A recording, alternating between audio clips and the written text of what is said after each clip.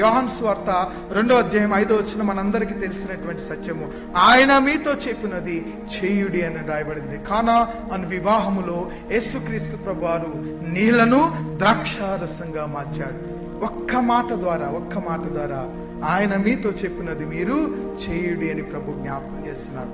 దేవుని మాటకు ఎవరైతే విధేయత కలిగి ఉంటారో, దేవుని మాటకు ఎవరైతే విశ్వాసపు అడుగులను కొనసాగిస్తారో, దేవుడు వారిని విడిచిపెట్టేటువంటి దేవుడు కాదు.